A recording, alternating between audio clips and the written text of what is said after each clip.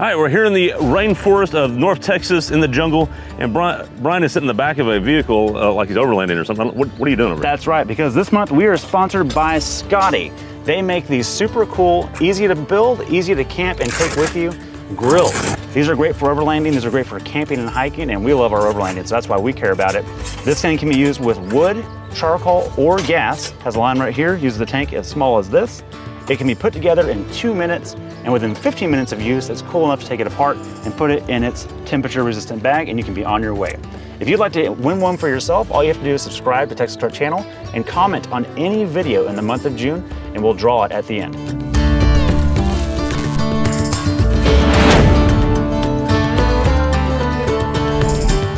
All right, it is time to give it the old challenge again. Can we do the hard line? Are we gonna have to do the hybrid line or the bypass line? And what are we in? Well, we're in the Rock Creek Pathfinder, Brian. And what does that mean? What does all that Rock Creek stuff mean? Oh man, orange stickering. We got some goodies. First of all, it does mean orange stickers. Yes. Well, not stickers, but emblems, and orange stitching and orange embroidery. Oh, that should help. Right there with the Honda Trail Sport, they are tit for tat. Got that covered. What you do get on the Pathfinder is you get a unique fascia. This entire nose is specific to the Rock Creek.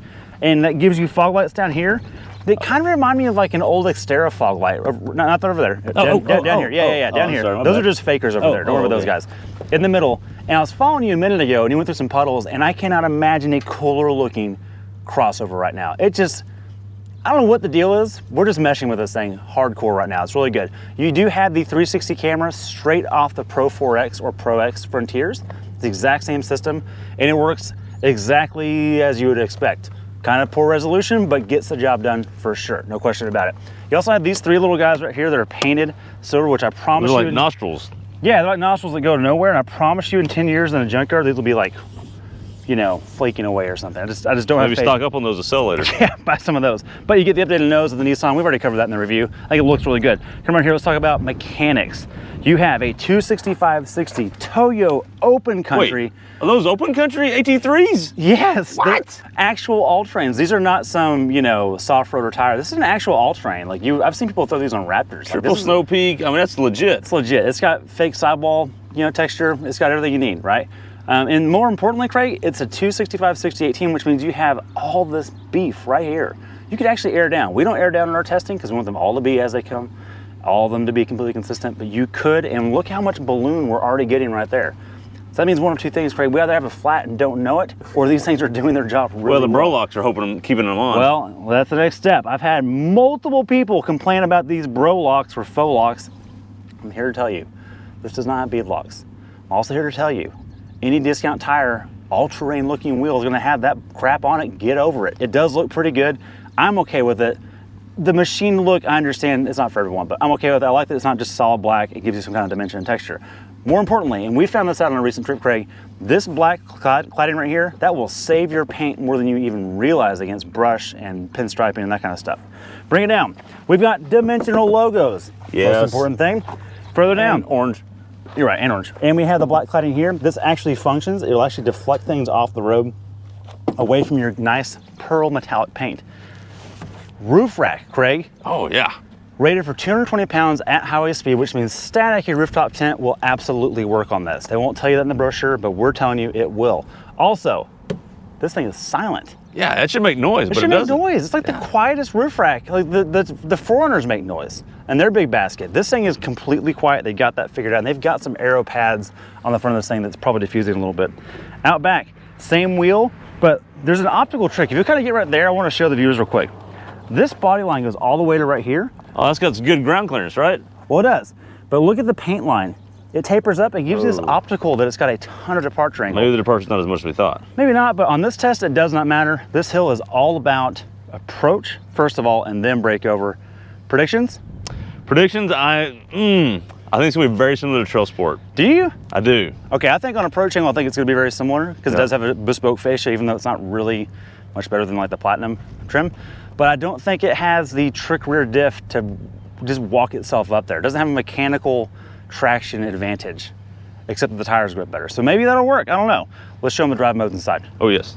So before we get to the drive modes, one thing I want to point out is Nissan actually put this thing in the Rebel Rally, which is an off-road rally for female drivers.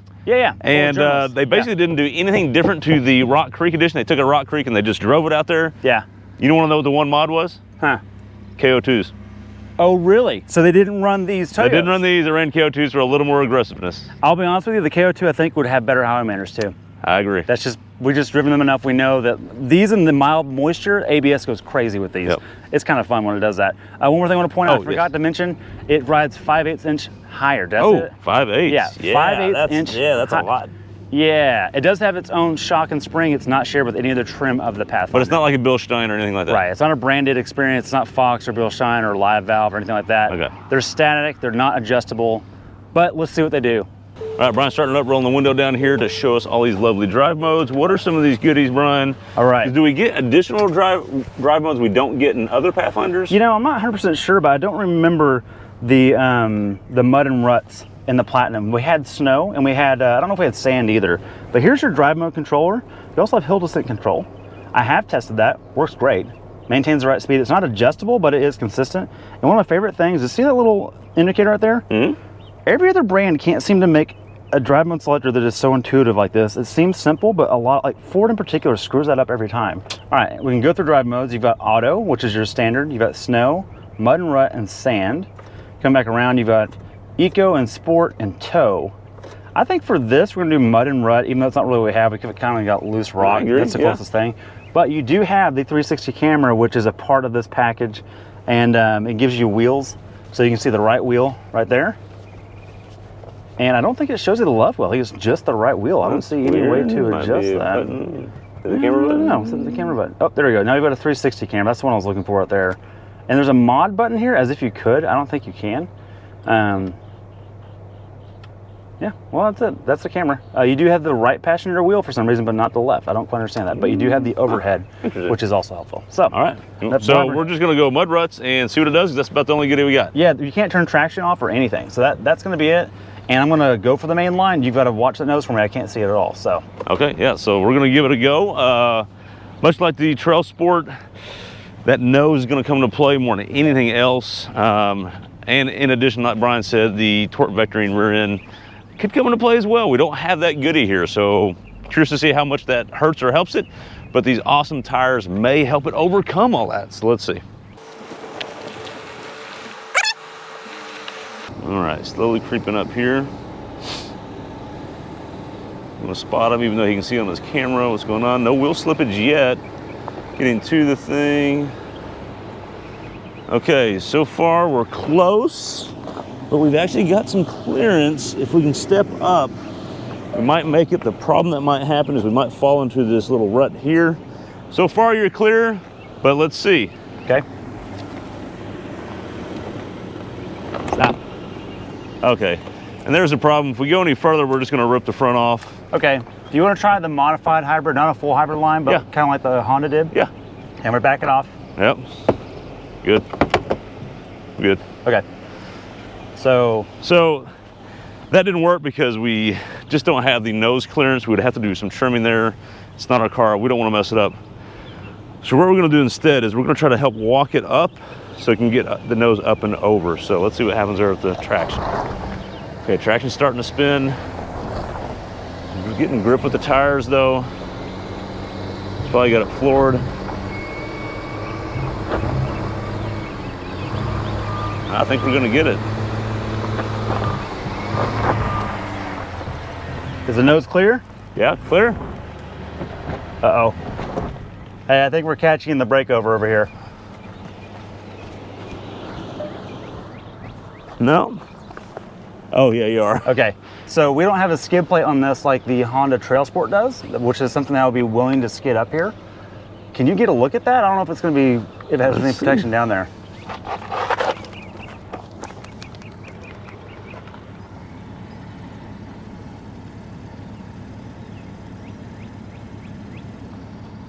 Yeah, no, there's really no protection. Okay, it's not worth it. So let me, I'm gonna angle to the right more, because as soon as I got the nose up, I went left to try and take as much of the main line. Yeah. I'm gonna back up just a pinch. I agree. And reset to the right and see if we can diagonal across the hybrid line. There we go, got to wheel back down. Yep. Okay.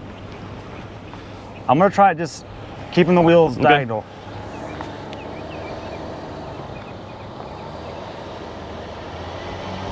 Good. Traction control is working good. Okay.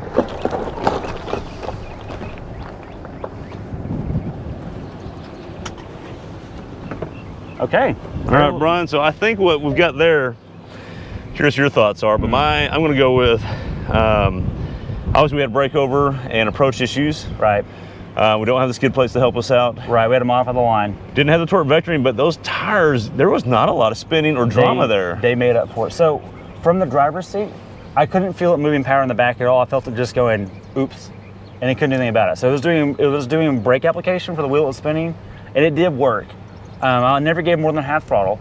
So okay. I didn't have to, like in the Honda, I had to like lay into it for the system to actually work.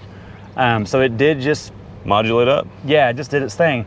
That being said, it was fighting traction control more than the Honda one. The Honda was mechanically moving power where it needed to go. Okay. This was not doing that. My biggest concern though was the skid plate lacking in the middle. I heard it rub a little bit and thought, whoop, yeah, let's check.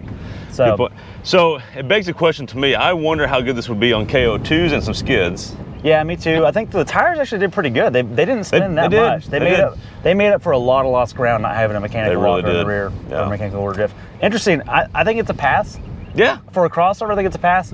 It's just one under the Pilot. Just one under because if nothing else, the skid plates. That's really it. Yeah. Because I don't trust rubbing the belly over anything because there might be fuel lines and that kind of stuff. Just not there. So not a car, we don't want to damage it. So, but pretty good. Looks the part and does 85% of it. I think what this test shows is how much tires do help this test. You know, that's a good point because this is basically a minivan. Yeah. Okay. I can't believe it just did that. That's actually impressive. So, and the traction modes did get the power. It got it where it needed to go. It got it done. So tires do matter, and they show intent. Shocker. So with that, stay tuned for more. We'll have more hill tests coming your way.